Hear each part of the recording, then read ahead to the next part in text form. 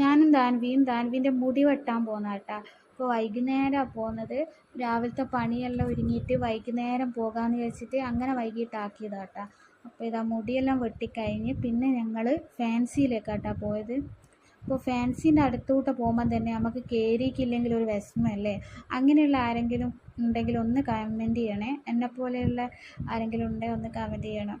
ഒന്നും വാങ്ങിയില്ലെങ്കിലും നമുക്ക് അവിടെ കയറി സാധനങ്ങളെല്ലാം എടുത്ത് നോക്കിയാൽ തന്നെ ഒരു സന്തോഷമല്ലേ. അപ്പോൾ ഞാനിതാ എല്ലാം എടുത്ത് നോക്കുന്നുണ്ട് കേട്ടാ. നല്ല വില കുറവുണ്ടേനു ഇടാ. പുതിയ ഫാൻസി കേട്ടാ.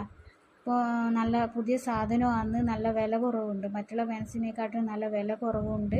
പിന്നെ 1-2 സാധനങ്ങളെല്ലാം ഞാൻ വാങ്ങിച്ചിട്ടുണ്ട്. പിന്നെ ഞങ്ങൾ ഹോട്ടലിലേക്കാണ് വന്നത്. ധാൻവിക്ക് ബിരിയാണി വേണമെന്ന് പറഞ്ഞു. അപ്പോൾ അവിടെ ഇരുന്ന് തിന്നാനുള്ള ടൈമില്ലാത്തതുകൊണ്ട് പാർസൽ വാങ്ങിച്ച് പിന്നെ ഞങ്ങൾ ബസ്സിൽ കയറി കേട്ടാ. അപ്പോൾ എനിക്ക് സന്ധ്യ ആയിട്ടുണ്ടേനു. നേരെ വീട്ടിലേക്ക് പോന്ന്.